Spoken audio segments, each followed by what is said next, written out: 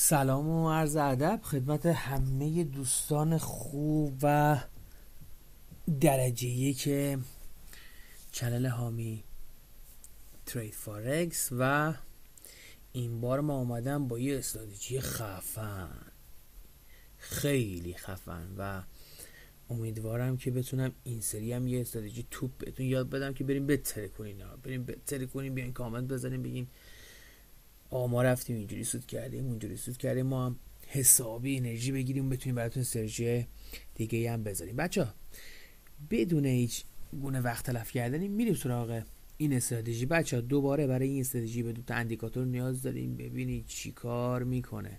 تایم فیلم 5 دقیقه روی طلا و اندیکاتور اول که میخوایم بریم کایل آلگو هست ورژن 1 و دومیش هم که خیلی معروفه RSI. این هم به چارتمون اضافه کنیم. به به به به به، ببین چی کار کرده با طلا. خب عرضم به خدمتتون که با این اندیکاتور اول که اصلا کاری نداریم میریم برای RSI شما باید یه تغییرات خوشگل توش بدین. RSI لینچ بذارین روی C، اینکه کلوز میمونه و بیاین قسمت استایلش و ایمیج شما نیازی نداریم ور میدارید و این هم از این. میریم فقط توی 50 روی این قسمت 50 یه زحمت بکشین بکنینش سفید و خیلی خوشگلم زخیمش بکنین و اشغال دیگه پر رنگش هم بکنین که قشنگ همه چی معلوم بشه. اوکی، این هم هست. یه کار دیگه هم بکنیم، من حواسم نبود اینی زردش بکنین خیلی شیک و مجلسی، این هم زخیمش بکنین که بشه قشنگ تشخیص. ببینید چی آوردم برات. این مگه داریم استراتژی خوشگل تر از این واسه طلا؟ خدا وکیلی نگاه کنید. اینجا به ما سل داده، همه چی اوکی دیگه. میبینید اینجا روندمون قرمز، لیبل سل قرمز هم به ما داده و برای اینکه تاییدیه اصلی بگیریم میایم پایین سراغ آرسایی. هر وقت اینجا به ما تاییدیه داد و ایمیل ما زیر خط 50 بود ما وارد معامله میشیم. اینجا سل به ما داده و زیر ایمیل هم هست. اینجا یه سل بسیار خوشگل میگیریم ما اینجا کی حالشو ببرید. این از این. اینجا به ما بای داده که متاسفانه، حالا متاسفانه هم که نه، میشه اینجا یه بای کوچیک گرفت، ولی خب اینجا اعتماد استاپتون خیلی استاپ نمیخوره، میتونستیم با یه سود کوچولو ببندیم. اینجا سل رو نگاه کن، اینجا قرمز قرمز قرمز و اینجا هم که زیر خط میمون است. این هم یه سل. اینجا بایا نگاه کن، بای داده، اینجا بالاست و ما اینجا یه بای جذاب. آقا مگه داریم همچین چیزی؟ اینجا سل رو نگاه کن، سل به ما داده اما ایمیل بالای خط 50 و ما اینجا سل رو نمیگیریم. یعنی ما اگه میخواستیم اینجا سل بگیریم، ببین اینجا اگه ما میخواستیم سل بگیریم، اسخای میکنم، اینجا میخواستیم بای بگیریم، ما میتونستیم همینجا بایا بگیریم. نکن این بای، این سبز، این بالای خط ایمیلمون اینجا شیک و مجلسی تا اینجا میتونستی بگیری. خب این سلم که اصلا ما تاییدیه نده، ما میتونستیم تا همینجا باش بریم. ببینید چه بای خوشگلی. اینجا به همون سل داده، زیر خط هم هست، ولی اینجا متاسفانه یه استاپ ریز میخوره. بذار من استاپ ها رو براتون بزنم بچه. این کوچولو میزنم، این استاپه. خب یه استاپ، حالا ما در نظر میگیم مثلا این استاپ، اینه واقعا ما استاپ نمیتونیم بهش بدیم، میتونیم بگیریم باش. استاپ نمیخوره، یه شاید یر به یر بشه یا یه سود کوچولو بگیری. این یه استاپ، ما میگیریم استاپ. اینجا رو نگاه کن، بای. اصلا سودایی که بهتون میده در قبال استاپش به خدا چیزی نیست. نگاه کن چقدر خفن، چقدر خفن.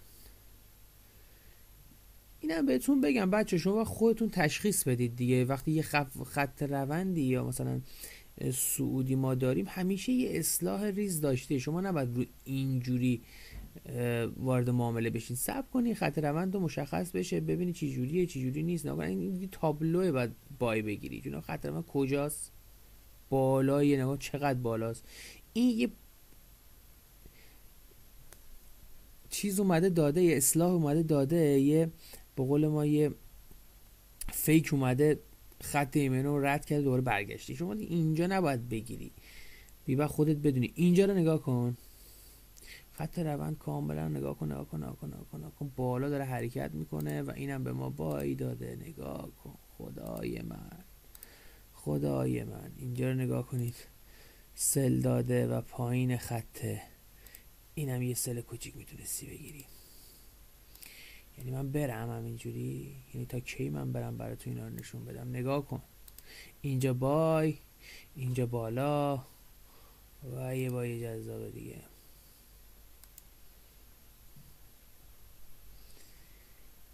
اینجا سل، حالا میگیریم اینجا، میگیریم یه استاپ.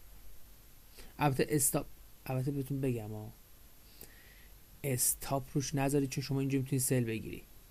اینجا وقتی سل بگیری میتونید تا امتداد این بیای. چرا؟ چون این بایی که به شما داده زیاد بای خیلی خفنی نیست. نکنین اینجا بهتون بای داده اما خط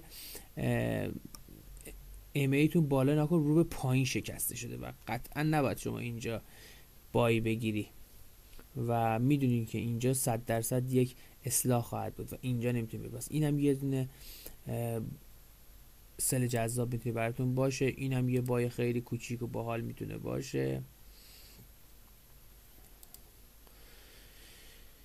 اینجا یه سل ریز، من اینو میذارم استاپ. حالا استاپ باشه یا نباشه، من اینو میذارم استاپ.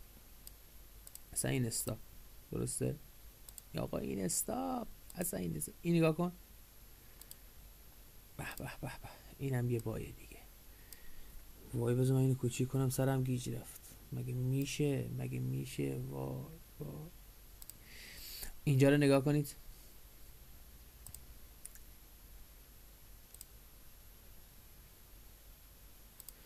دیگه نرم دیگه. نگاه کن، دلتون بخواد این هست، دلتون بخواد این هست. نگاه این یه دونه، این دوباره اینجا داده ولی میره زیر خط. اینجا یه دونه و اینجا یه دونه. این یه بای فیکه. وقتی اینجا شما داری میدونی که قراره یه اصلاح بکنه و اینو نمیگیری، منتظر وای میسی. اینو نباید بگیری. به خاطر چی ما براتون RSI معرفی کردیم؟ قرار بود با همین بایوسلی که اندیکاتور اول بهتون میداد وارد معامله میشد که جور در نمیومد. ما برای این بهتون RSI گفتیم که خط روندا رو ببینید، شکل مارکت رو ببینید و تصمیم بگیرید. وقتی شما میبینید اینجا یه سل باحال میزنه میاد پایین، قطعا یه اصلاح داره. این اصلاح هست، این یک شکست فیکه و قطعا دوباره مارکت برمیگرده به سمت پایین. ها کنه اینجا اگه میتونی سی بگیری، وای وای وای وای وای، یه سل جذاب دیگه. دوباره اینجا برو بای بگیر، اینجا برو سل بگیر، اینجا برو بای بگیر، اینجا برو سل بگیر. ترکوندیم تو این استراتژی بچه. اوکی دیگه، تا همینقدر اوکیه. خیلی خوشحال شدم که تونستم یه استراتژی جذاب و باحال دیگه هم براتون بذارم. دم همتون گرم که کامنت میذارین، کانال رو سابسکرایب میکنین و لایک میکنید و هر چقدر لایکاتون بالاتر بره، کامنتاتون بالاتر بره، من قطعا براتون استراتژی جذاب دیگه هم میذارم، آموزش‌های دیگه هم براتون میذارم. واقعا این استراتژی میتونه کولاک بکنه تو طلا، واقعا میتونه کولاک بکنه و برید باش بترکونید. بیاین کامنت بزنید میگه حامد ترکوندیم. دم همتون گرم، مراقب خوبیاتون باشین. خیلی دوستتون دارم. یا علی مدد، خدا نگهدار.